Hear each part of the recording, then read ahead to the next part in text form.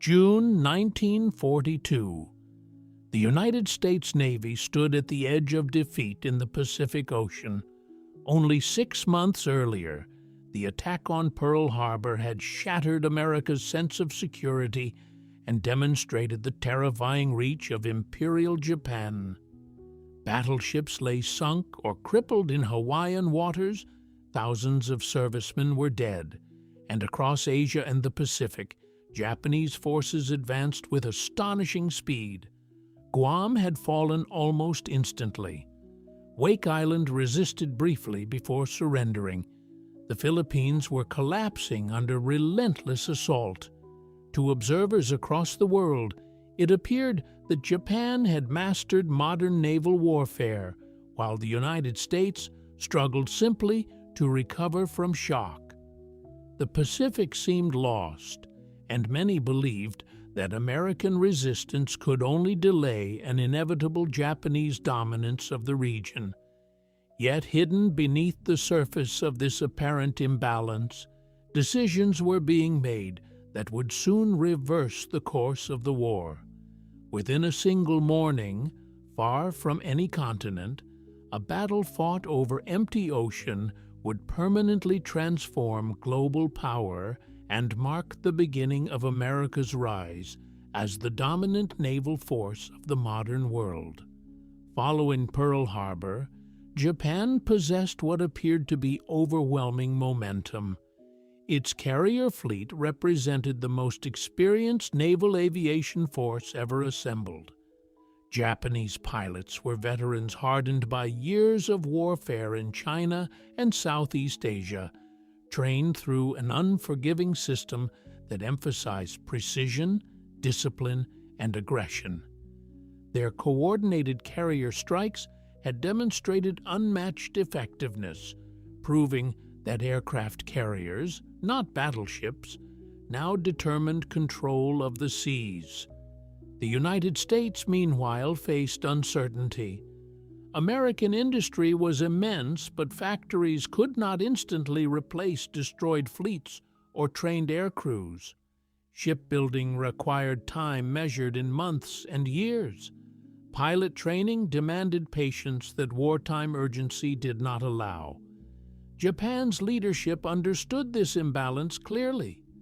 Admiral Isoroku Yamamoto believed the war must be decided quickly, before American industrial power could fully mobilize.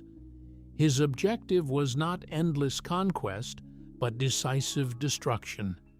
If Japan could eliminate America's remaining aircraft carriers, public pressure in the United States might force negotiations, securing Japanese dominance across East Asia and the Pacific. To achieve this, Yamamoto designed an ambitious and complex operation aimed at Midway Atoll, a remote coral outpost northwest of Hawaii. Midway itself possessed little intrinsic value. It contained no large population and limited infrastructure, yet its geographic position made it strategically critical. Control of Midway would extend Japan's defensive perimeter eastward, threatening Hawaii directly and forcing the United States into a far more difficult offensive position. Yamamoto believed the Americans would be compelled to defend the island.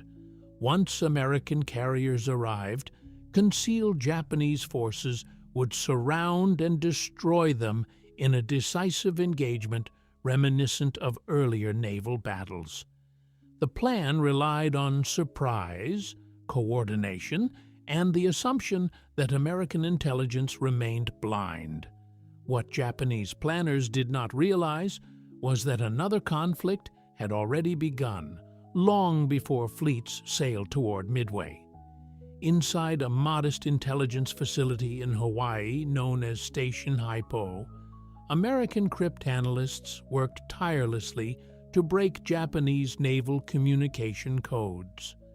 Led by Commander Joseph Rochefort, analysts pieced together fragments of intercepted transmissions, searching for patterns hidden within encrypted messages.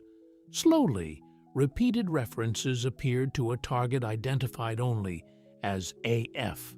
Analysts suspected AF referred to Midway, but confirmation was necessary before risking America's remaining carriers.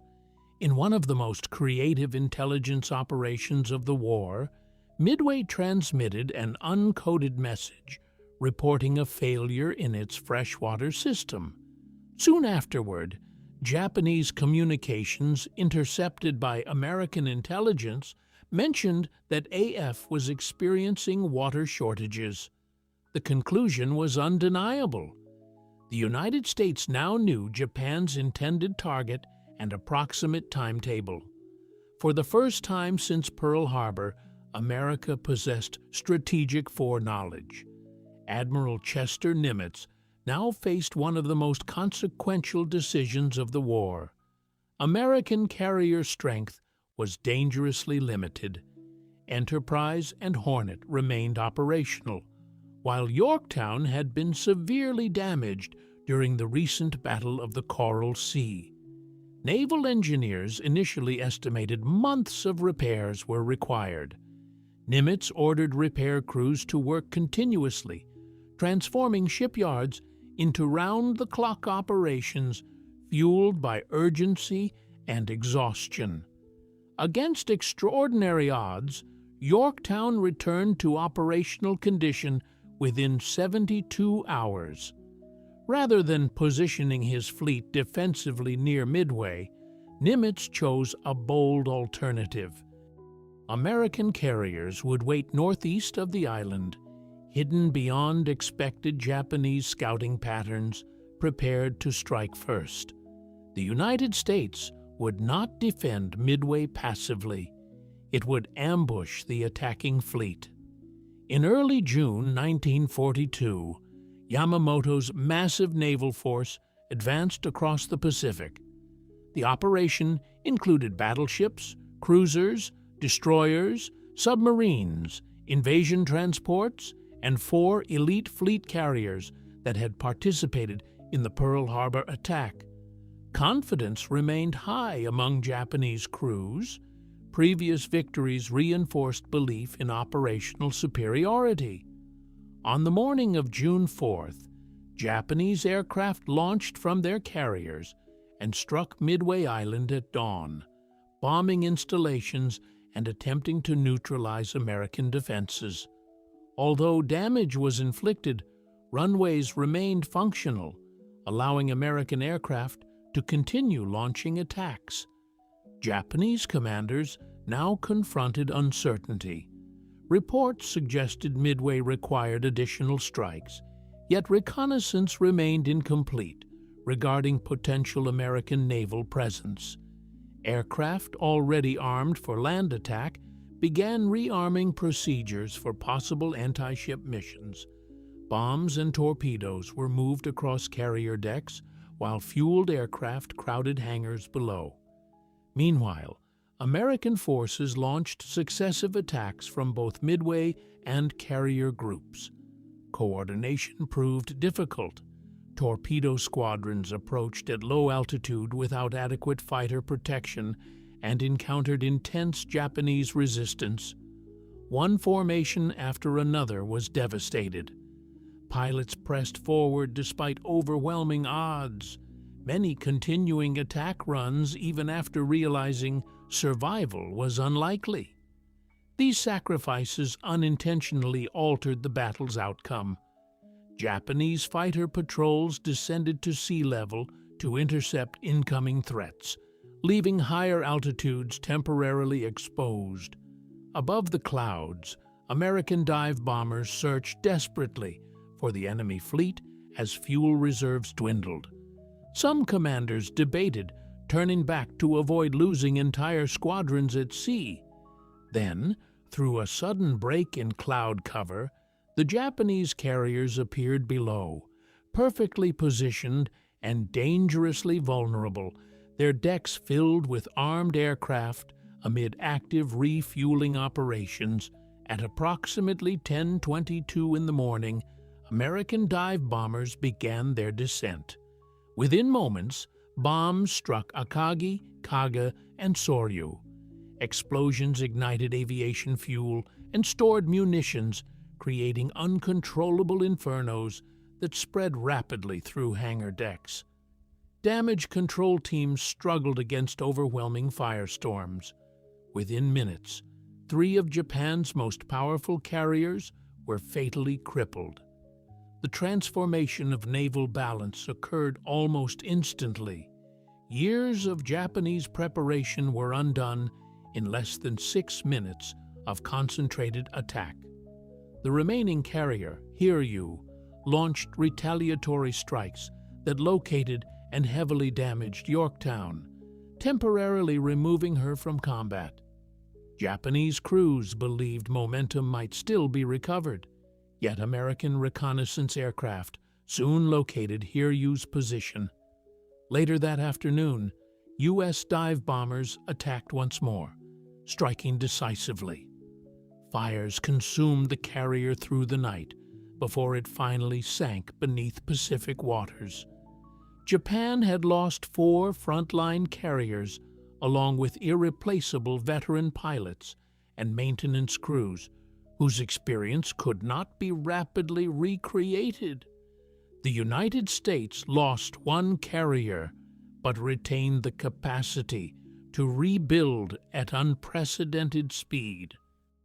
Midway did not immediately end Japanese resistance, nor did it conclude the Pacific War. However, it permanently halted Japanese expansion.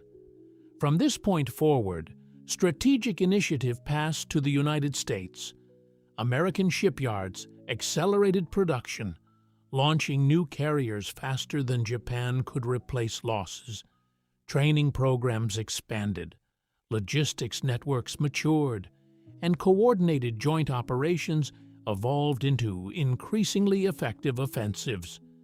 Midway marked the transition from defensive survival to sustained American advance across the Pacific. Beyond its military consequences, the battle demonstrated a transformation in modern warfare itself.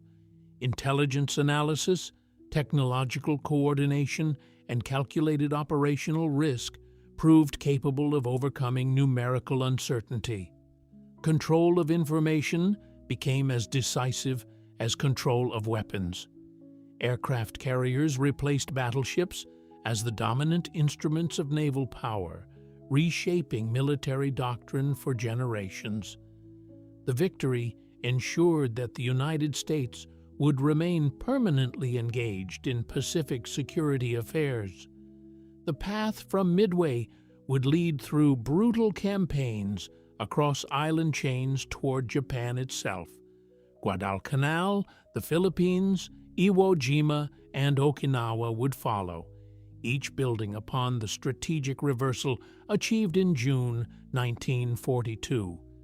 The outcome of World War II in the Pacific was not guaranteed that morning, but its direction changed irrevocably. History often celebrates final victories, surrender ceremonies, and peace treaties, yet wars are frequently decided long before their official endings. Midway was the moment when the United States ceased reacting to events imposed upon it and began shaping the strategic future of the world. A battle fought over open ocean determined not only the survival of American naval power, but the emergence of a superpower capable of projecting influence across continents for decades to come. If you want to understand how moments like this reshaped global history and how American strategy during World War II laid the foundation for the modern international order, subscribe to the channel and continue exploring the decisions, risks, and turning points that changed the world forever. Because sometimes the most important victories happen in silence, far from cities and headlines, in places where history turns in only a few decisive minutes.